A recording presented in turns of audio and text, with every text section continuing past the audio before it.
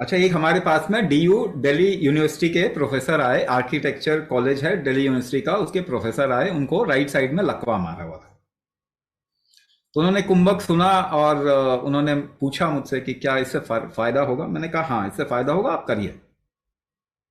6 महीने बाद में उन्होंने क्या रिपोर्ट किया आपको मालूम है? उन्होंने कहा कि मेरे ना सेंसेशन ही खत्म हो गए थे राइट साइड में, जो कि मैं मेरे एक्सपीरियंस में 90-95% तक वापस आ गए। ठीक है, पहली बात एग्जाम्पल देके बता रहा हूं मैं आपको, ताकि आपको पता चले कि हाँ ये ठीक हो सकता है ना। तो अगर पैरालिसिस कहीं पे हुआ है और नर्व डैमेज हो गया, तो इसको रिकवर किया जा सकता है, इसमें सेंसेशन वापस लाया जा सकता है। किस हद तक, कहां तक, वो डिपेंड करेगा पर्सन टू पर्सन। अब दूसरी बात मैं बताता हूं, हैमरेज। हैमरेज जो कह रहे हैं वो क्लॉट फॉर्मेशन से होता है।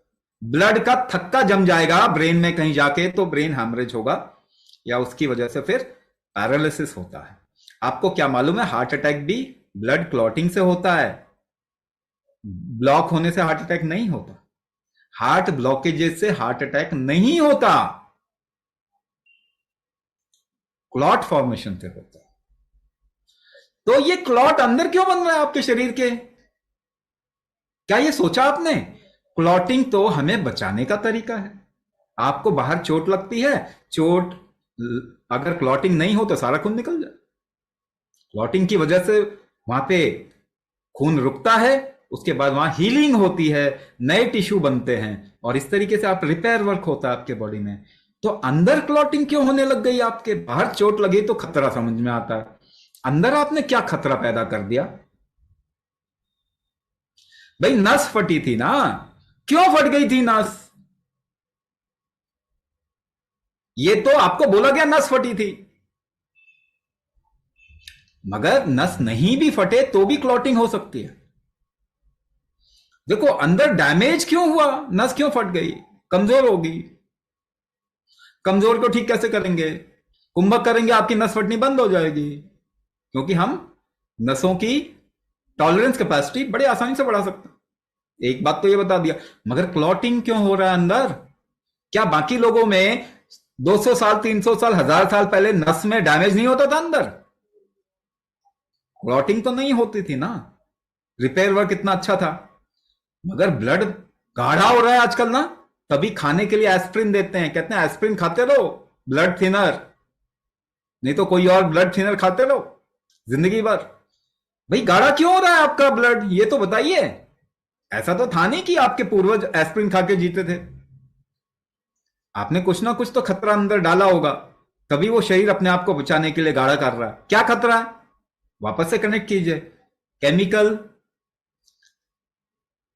फूड जो खा रहे हैं, hybrid, inorganic, genetically modified process, environment जो सांस ले रहे हैं, वही खतरा है।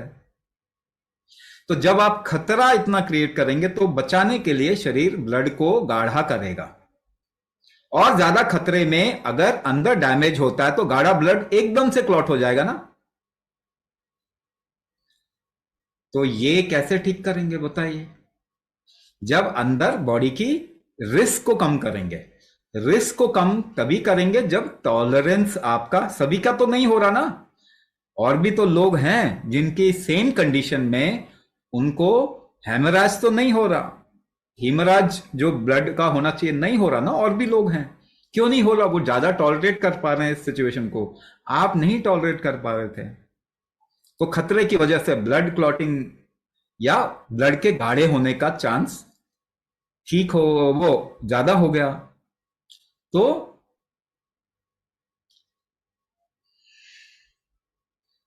केवल बीपी था। बीपी क्यों बढ़ाता है आपका बॉडी? क्योंकि बिना प्रेशर के कोई काम नहीं होता। अगर आपके बॉडी अंदर से प्रेशर आपकी कम हो गई है, क्षमता प्रेशर बनाने की, तो बॉडी को तो बनाना पड़ेगा ना प्रेशर। तो बीपी तो आपको बचाने का तरीका है। अगर आप अंदर प्रेशर बना लेते कुंभक से, तो बीपी तो वैसे ही नुकसान नहीं करता,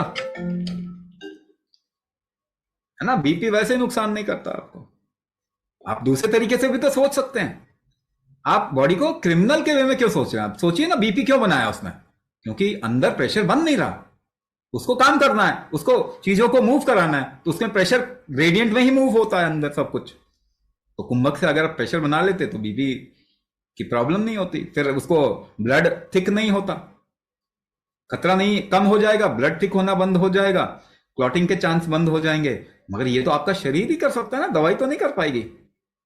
मुझे बताइए, एस्पिरिन खाते खाते भी heart attack number 1 cause of death है ना दुनिया में, और बाकी ब्लड प्रेशर की दवाई खाते खाते, ब्लड प्रेशर की दवाई की वजह से ही हार्ट अटैक होता है। क्या आपको मालूम है इस बात का? मैं आपको कोरिलेट करके बताता हूं। शरीर में पानी की जब भी कमी होगी, आपके हार्ट पर लोड आएगा, तो डिहाइड्रेशन के थ्रू अगर गुजरे होंगे कभी, दस्त लग गए, डिहाइड्रेशन हो गया, तो हार्ट की बीट भी फील होती है, यानी उस पर लोड आता। पानी जैसे ही शरीर से निकला, आपके हार्ट पर लोड आता है। अब बीपी कम कैसे करते हैं? शरीर से पानी निकाल के। तो जो इसे कहते हैं angiotensin converting enzyme inhibitor, ACE inhibitor, Losacar, Tozaar, Repace, Covance, losartan potassium, telmisartan potassium, इसके साथ कॉम्बिनेशन के साथ में आप ब्लड प्रेशर की दवाई खाते हो। हाइड्रोक्लोरोथायाजाइड, इसके साथ में ये कॉम्बिनेशन में मिलता है आजकल, ब्लड प्रेशर या कैल्शियम चैनल ब्लॉकर और बीटा ब्लॉकर के कॉम्बिनेशन में। यानी आप शरीर से ब्लड का वॉल्यूम कम करके ब्लड प्रेशर कम दिखाते हो। ये एक चालबाजी है, ये कोई ब्लड प्रेशर कम ठीक तो वो होता नहीं है ना कोई, तो ये चालबाजी है। ब्लड का वॉल्यूम कम कर दो, ब्लड प्रेशर कम दिखा। आपको मशीन में देखना है केवल अपनी लाइफ। प्रॉब्लम ये है। और पानी कम करेंगे तो हार्ट पे लोड आएगा, और उसी वजह से हार्ट अटैक के केसेस केवल उम्र दराज लोगों में नहीं, यंगस्टर्स में बढ़ गए। जो जेनेटिक बीमारी पहले नहीं हुआ करती थी, उसको हम जेनेटिक बना रहे हैं। तो इसको भी समझिए, ये आसान चीजें हैं समझने में, कोई मुश्किल नहीं है। इसमें जब आप फालतू फंड के लैंग्वेज डाल लेते हैं ना, ग्रीको रोमन शब्दावली, तब आप नहीं समझ पाते। इसको समझिए और अपने शरीर को हेल्प कीजिए, ठीक है ना? कुंभक कीजिए। क्या करूं अब इतने बोलने के बाद भी? क्या करूं अब, क्योंकि दिमाग में कुछ और चल रहा है। अभी भी दवाई ढूंढोगे? नहीं नहीं नहीं नहीं नहीं नहीं, जितना टॉर्चर शरीर को किया, अब इसको थोड़ा स्ट्रांग बनाइए, अंदर से स्ट्रांग बनाइए। कुंभक कीजिए। ये प्रोग्राम इसी के लिए डिजाइन किया है। थोड़ा सा इन्वेस्टमेंट और लाखों लाखों रुपए जो है आपके बचेंगे, और शरीर खराब होने से बचेगा। आगे की उम्र आपकी और हेल्दी होगी, इंडिपेंडेंट रहेंगे जब तक जिएंगे, तभी तो लाइफ को एंजॉय करेंगे।